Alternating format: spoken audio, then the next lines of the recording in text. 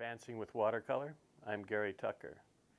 Today, the project is going to involve working with one of our beautiful local parks, and I'm taking a scene that I saw some years ago of a young family having a picnic on the open meadow in front of the ocean. Some of the things that I'm going to address in this particular demonstration are ways that we reshape objects to suit our liking or to suit the composition. By that I mean sometimes we're in nature and we see a tree that's in the wrong place or doesn't suit what we want to use it for. In such a case, we have options. One is we can move ourselves to get the vantage that we want. Another option is to move that tree in its context and put it where we want it in our painting, shape it as we want it in our painting. That's one of the things I'm going to talk about today and demonstrate. And the other thing is how we use figures to create the sort of story that we'd like to tell.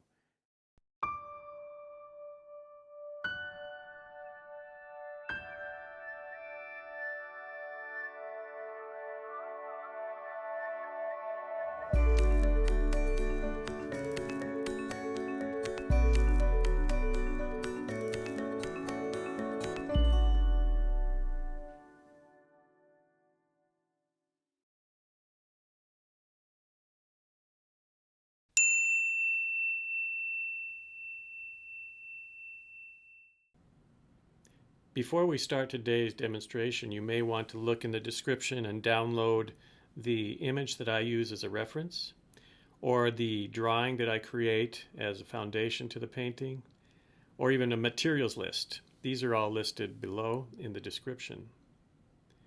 In the first stage, we're going to do the drawing of the painting, which creates the foundation. I talk a bit about composition and why I'm placing things where I am. In the first stage of the painting, I begin to place graded washes in the sky, in the distant ocean, and in the foreground to create a feeling of soft transitions and atmosphere. In stage 2, I begin to place the trees in the background, a distant landmass, as well as the major tree which is framing our figures. Joining this larger tree is a long cast shadow, and the figures rest inside the shadow.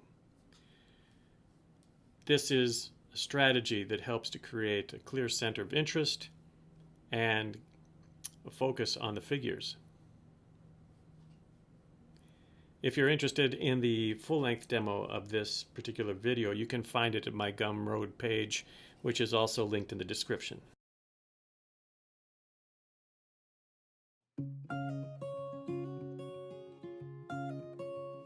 Well, you'll notice that in taping down my paper, I've made it into a little more of a square. That reason is just so I can compress the energy a little bit and not have to account for too much side to side. One of the first things that I do is I look for that line that divides the land and the sky above. We're on a bit of a slope today, a little bit of a downward slope.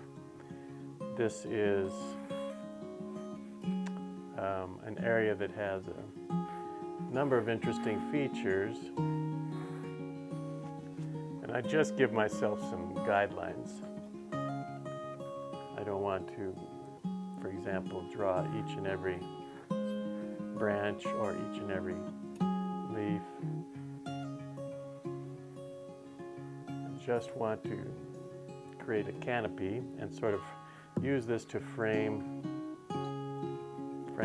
my figures. By the way, I don't think I mentioned this, but this is a classic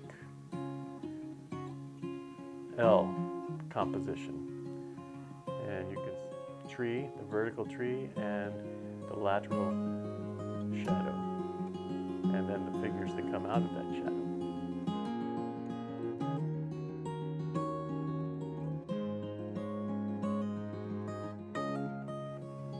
so there's a subtle transition. You see how I'm creating that bead just like we did last week. Big brush.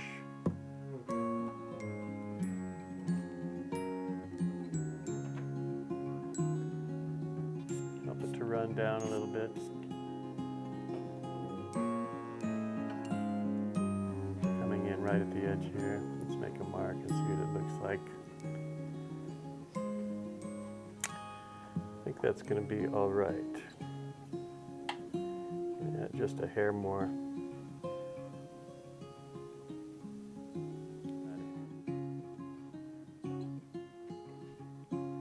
So far, so good.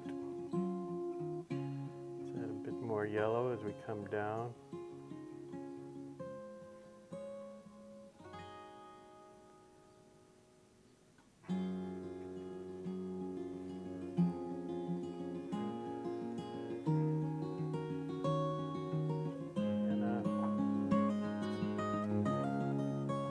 Some red.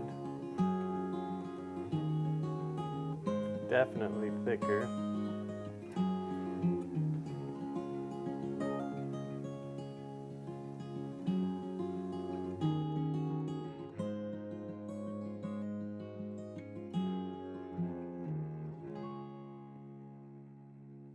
And that distant land.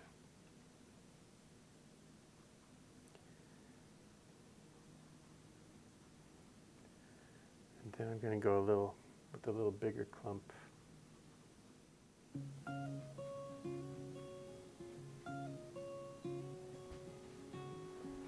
And you see how it really starts to create that slope. And I just start to place the pure color in the canopy here. While it's wet, I take blue, ultramarine blue, a little bit of that phthalo green, mix them into my yellow.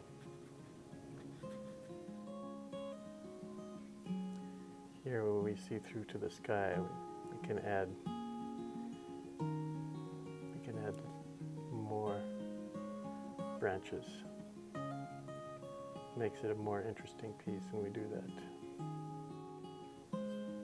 Because we're working thickly,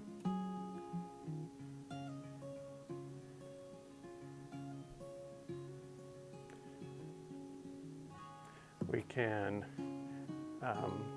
push back against that distant foliage. Left side.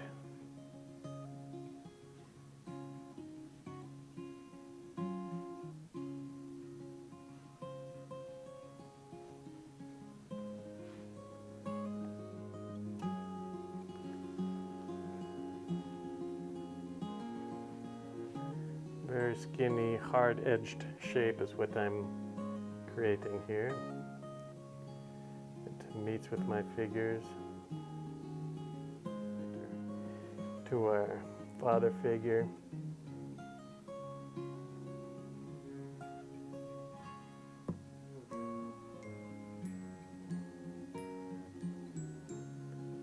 Just reclining.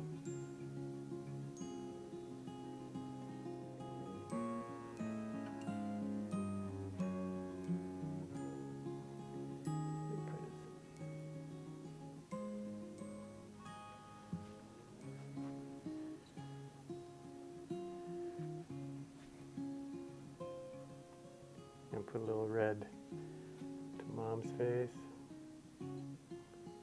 to our boy's face. Remember, children, this is one place we want to make the head a little bigger.